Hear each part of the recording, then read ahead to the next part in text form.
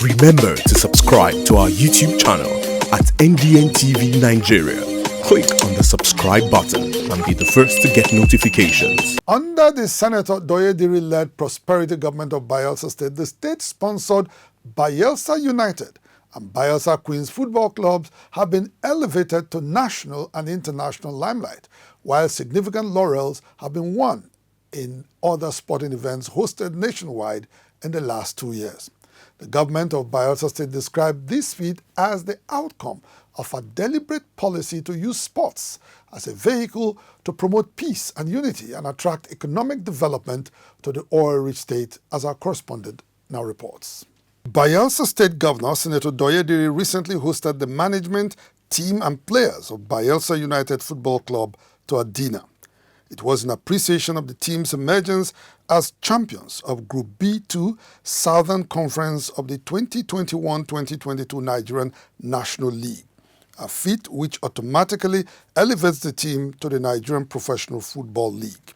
As part of efforts to promote grassroots football in the state, the organization of the 2022 edition of the Governor's Cup was by far more elaborate, as foreign scouts were invited to select young outstanding players to ply their trade in Europe and other parts of the world.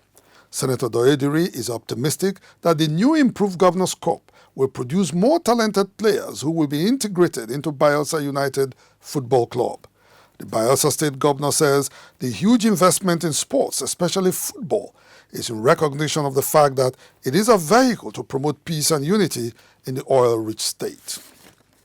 Bayelsa United was elevated to the Premier League after many years of hard work to exit the local league.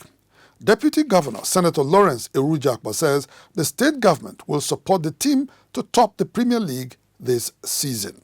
We are set out in motion, determination to ensure that the team is revitalized and ensure that we retain and remain in the Premiership.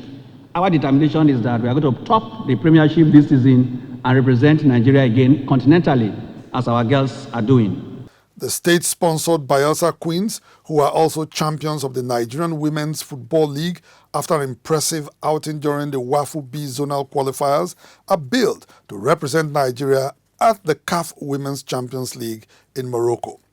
With the elevation of both teams to national and international limelight, the Bayelsa State government plans to remodel the Samson Siasia Stadium in Yenagoa and is considering the need for a brand new stadium of international standard to host both teams.